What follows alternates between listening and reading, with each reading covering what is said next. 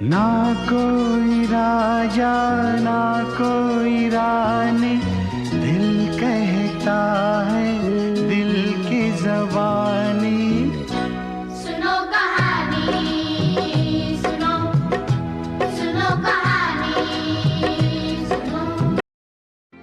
एक पिता ने अपने बेटे की बहुत अच्छी तरह से परवरिश की, उसे अच्छी तरह से पढ़ाया लिखाया और एक सफल इंसान बनाया।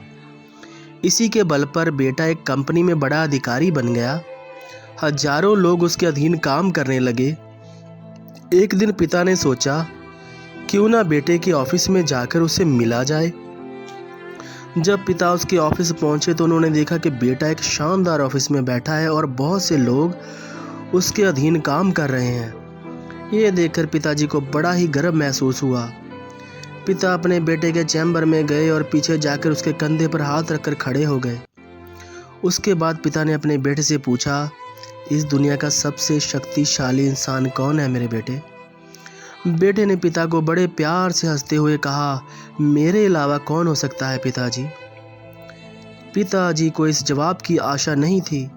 उसे विश्वास था कि उसका बेटा गर्व से कहेगा, पिताजी इस दुनिया के सबसे शक्तिशाली इंसान तो आप हैं, जिन्होंने मुझे इतना योग्य बनाया। बेटे का जवाब सुनकर पिता की आंखें भर आई।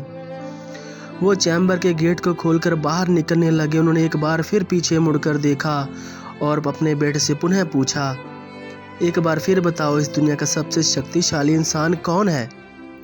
पुत्र ने इस बार कहा, पिताजी आप हैं इस दुनिया के सबसे शक्तिशाली इंसान। पिता ये सुनकर आश्चर्यचकित हो गए।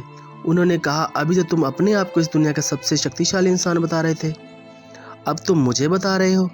बेटे ने हंसते हुए कहा, अपने सामने बिठाते हुए कहा, पिताजी उस समय आपका हाथ मेरे कंधे पर था।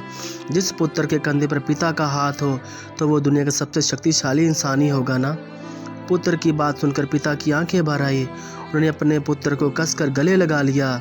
सच है, जिसके कंधे पर अपने पिता का हाथ होता है वो दुनिया का सबसे शक्तिशाली इंसान